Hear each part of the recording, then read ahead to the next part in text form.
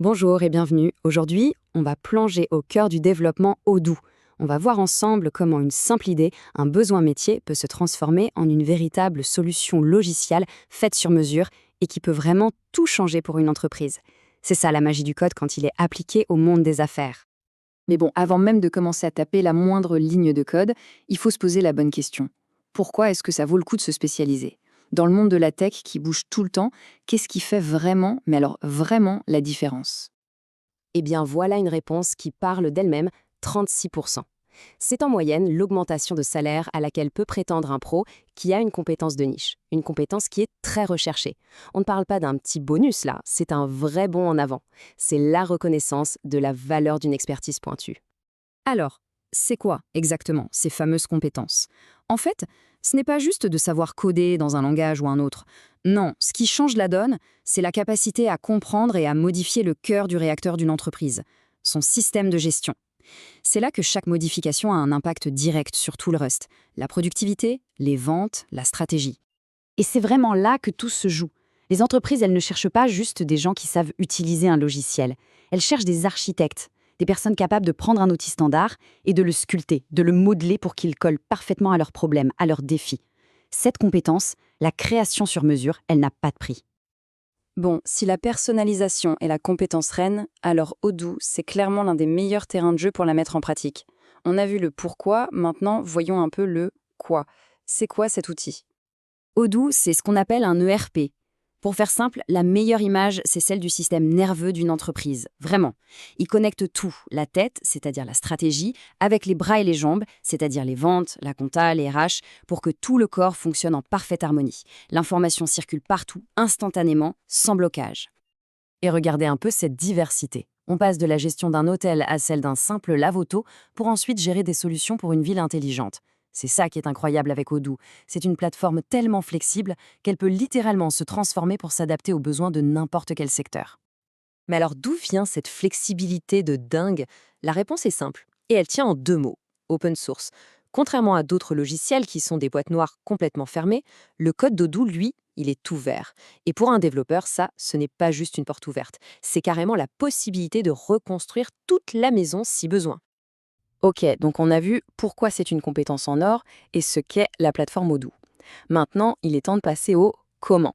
On va décortiquer ensemble les briques de base que tout développeur Odoo doit absolument maîtriser. En fait, toute la complexité apparente d'Odoo repose sur une structure assez simple, bâtie sur trois piliers. Une fois qu'on a compris comment ces trois-là fonctionnent ensemble, on a la clé pour construire à peu près tout ce qu'on veut. Voyons ça. Le premier pilier, ce sont les modèles. Pensez-y vraiment comme au plan d'un architecte, mais pour les données. C'est ici, en Python, qu'on va décider de toutes les informations qu'on veut stocker. Le nom du client, le prix du produit, sa couleur, c'est la fondation, la structure logique de tout le système. Deuxième pilier, les vues. Alors, si le modèle, ce sont les plans, la vue, c'est ce qu'on voit de la maison. La façade, les fenêtres, l'aménagement intérieur. C'est l'interface, ce que l'utilisateur final va voir et utiliser. Pour ça, on utilise du XML, un langage qui est parfait pour décrire où placer un bouton, un champ de texte, comment organiser une liste JSL.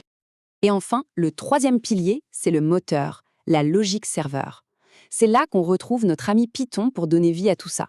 C'est le code qui va faire le lien, qui va lire les données des modèles et qui va réagir à ce que l'utilisateur fait dans la vue. C'est ce qui va calculer une remise, envoyer une notification. Bref, c'est l'intelligence de l'application. La théorie, c'est bien beau, mais rien ne vaut un bon exemple concret.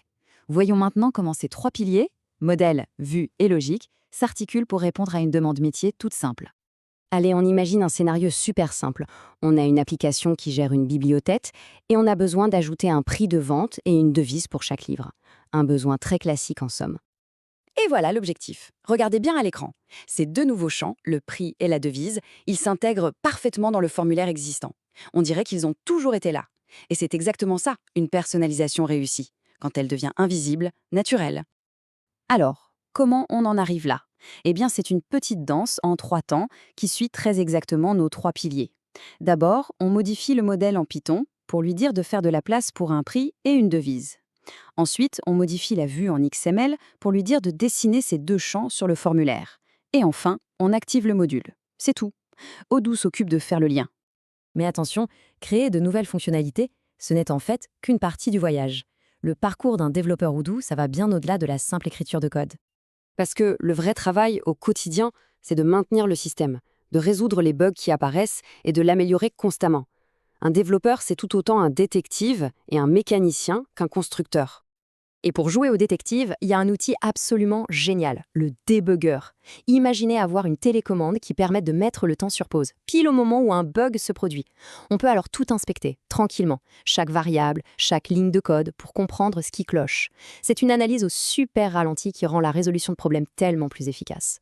Et puis, il y a un point qui est peut-être le plus important, on ne code jamais seul dans son coin. Odoo est un projet communautaire mondial. Tout le code est sur GitHub. Ça veut dire qu'on peut non seulement trouver de l'aide et voir comment les autres font, mais aussi contribuer. Apporter sa pierre à l'édifice, corriger un bug et aider des milliers de personnes par la même occasion. En fin de compte, la technologie, ce n'est qu'un outil. Le vrai pouvoir, c'est de s'en servir pour résoudre de vrais problèmes. On a vu le pourquoi, le quoi et le comment, alors la seule question qui reste maintenant, c'est celle-ci. Quel serait le premier problème métier qui mériterait d'être résolu ?